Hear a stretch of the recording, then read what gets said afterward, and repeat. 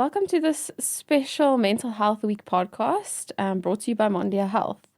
I am Kayla, and this is my colleague Carien, one of our therapists here at Mondia. Thank you for being here, Carien. Thank you for having me. It's wonderful to be here and to be talking about a topic that is really important to all of us, which is emotional regulation. Yeah, it's something we hear a lot about these days, so I think we should just dive into it.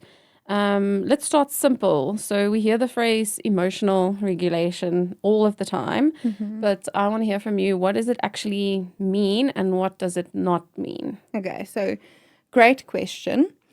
Emotional regulation is really just our ability to notice, manage, and respond to our emotions in ways that help us and not harm us. And actually, it doesn't mean that we do not have emotions or that we're calm all of the time.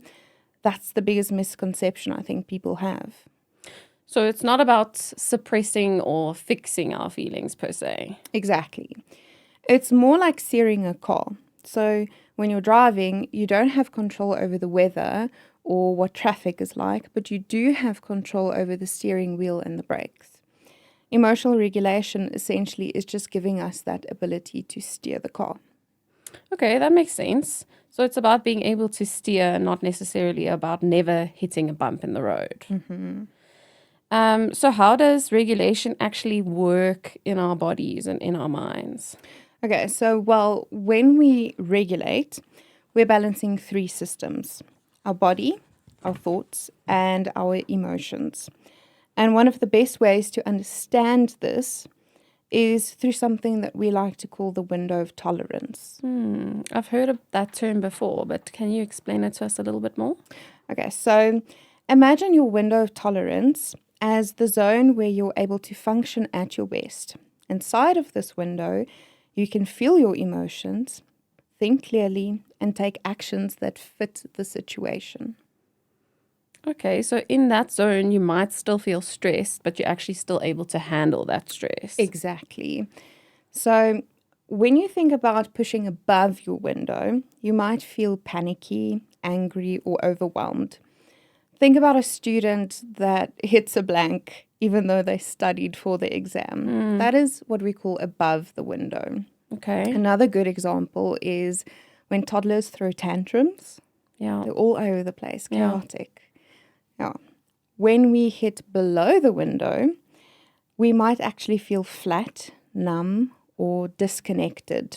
So the example there is after someone hit burnout, they're sitting at their work desk, staring blankly, unable to start their work.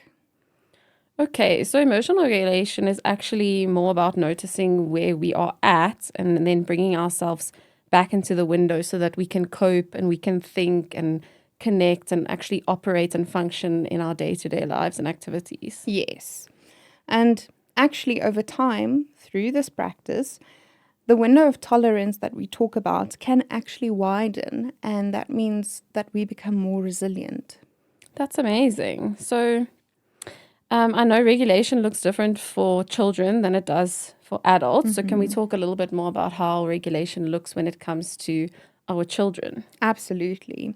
So the number one thing to understand about kids is that they can't actually regulate on their own yet. Their brain is still forming and developing, and some of the skills are not yet programmed in. So they rely on adults for what we call co-regulation. For example, the toddler having a meltdown in the supermarket we spoke about. If the parent yells or shows up with high and intense emotions in response to that, the child's own emotions could actually then escalate. But if the parent kneels down and calmly says, "I see you're upset, let's take some breaths together," the child naturally starts to calm down because the parent is lending them that regulation. Okay, so actually the children are borrowing the calm from the adults and regulating through the adult's behavior as well. Yes, exactly. So it works through specialized brain cells that we call mirror neurons. And their job is to activate both when we are performing an action and when we are observing someone else do the action. So they play a key role in understanding the actions of others and facilitate learning through observation and imitation. As adults, through experience, we've built more internal tools, but the truth is, even adults need co-regulation at some times. That could be talking to a trusted friend after a hard day, or just having someone sit with you so you don't feel so alone. So that makes me think about how our emotions connect with everything else, our thinking and our senses. Yes, they're all linked. If you've ever been anxious and found it impossible to think clearly, you've probably experienced this. So sensory input also plays a huge role. Imagine a child trying to do homework in a noisy, chaotic room. They get overstimulated and frustrated, and what actually happens is that their thinking brain shuts down. Move them to a quiet, well-lit space, and suddenly it becomes easier.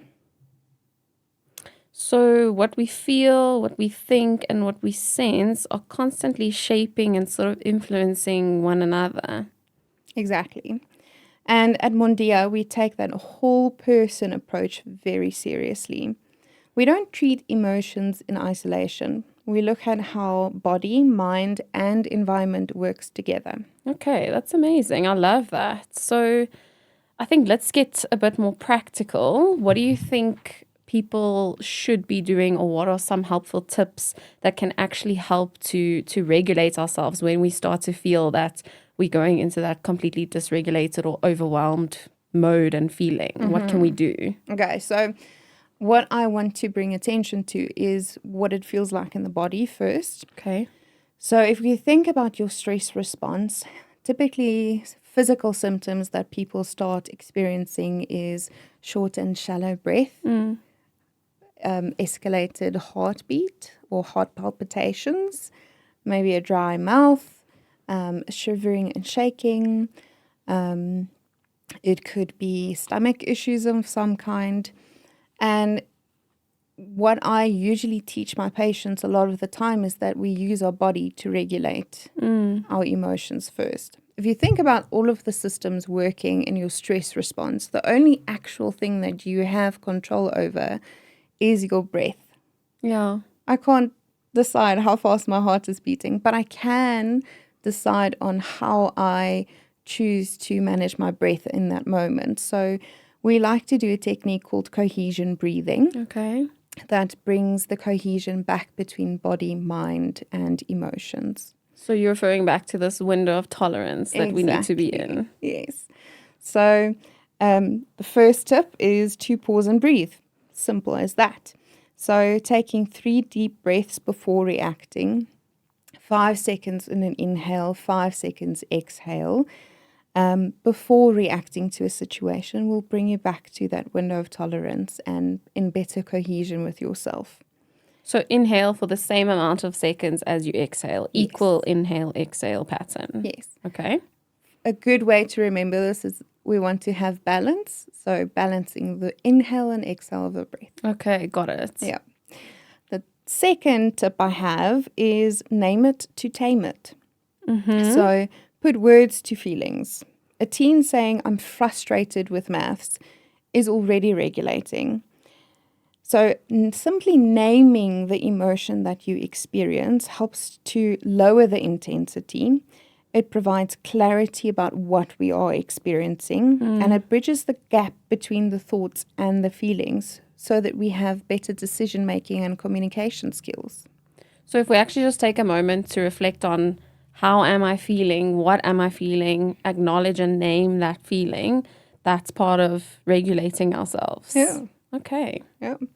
Okay, tip number 3 is grounding with the senses. So we already talked about how vital sensory input is when it comes to emotional regulation. So a simple practice we could do here is name 5 things that you could see. So I see a plant behind us. I see blue curtains. I see you in your lime green shirt. I see a wood counter. I see the camera, right? 4 things that you could touch. 3 things that you hear. 2 things that you smell. 1 thing that you can taste. Simply focusing on those things brings you back to your center and what your body is experiencing instead of the racing thoughts that we might be having. Okay, so we're using our senses to ground ourselves in the moment and within our environment. Yeah. Okay. Tip number 4. Tip number 4 is movement. So what I usually tell my patients is that the word emotion is actually just referring to the fact that there is energy in motion. Mm. So when we have very strong feeling come up for us, we feel it in our body like it's an energy. And going for a walk or doing some exercises, doing something physical, actually just gives that energy a place to go instead of being stagnant if we're just sitting and like numbing ourselves out. Yeah. Okay. Tip number 5. Thank you. I'm going to go there, is connection. So talk to someone safe. Because like we said, co-regulation works for adults too. Okay. So even just sitting and chatting with a friend, telling someone I trust or someone, in my inner circle how I feel, that's going to help me to regulate my emotions as well. Exactly. Okay. Kind of works like what we've experienced now. So at first we were quite nervous to be doing this. But clearly we've actually co-regulated because we're chatting to each other. Yeah. We're having fun. We are laughing along, and every little mistake that I do actually just brings that calmness to the situation. And then I'm sure there's also the mirror neurons working here as well. Exactly. So we're working off each other's mirror neurons. Yeah. It's pretty cool, Yeah, actually. it is cool. Okay. Okay, any other pointers you have for us? I have a last extra one. Okay. I don't know if this is maybe my favorite one, but I like thinking about emotions in kind of abstract way and putting a character to them. Okay. So I do this activity with my patients where we explore the emotion they're struggling with, and I ask them certain things about it. So like, what color is the emotion? Is it big or small? Does it have fur or scales? How many eyes or legs or teeth or whatever do they have? And through this process, you actually form a picture of what that emotion would look like if they were in the room with us. Suddenly, I am not the emotion.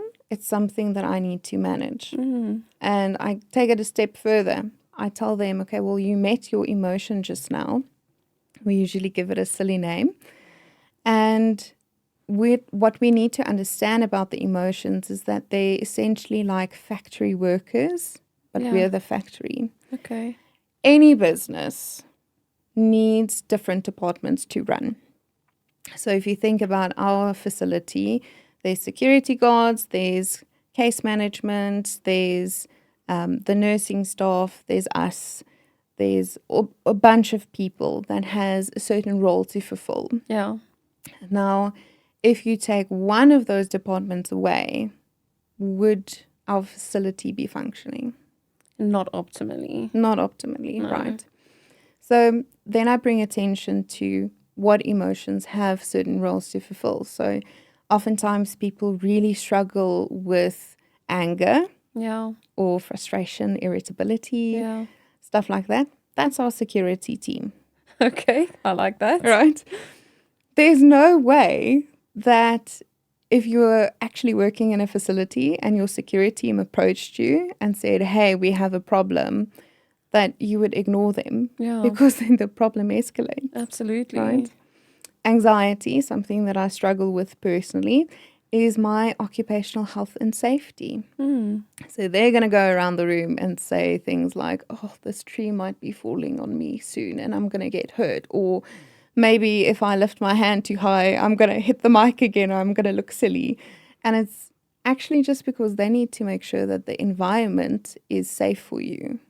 So anxiety and anger and emotions that we typically experience as the bad ones oftentimes have the most important roles to be playing. Yeah. Without them, we're not going to know when things need to change.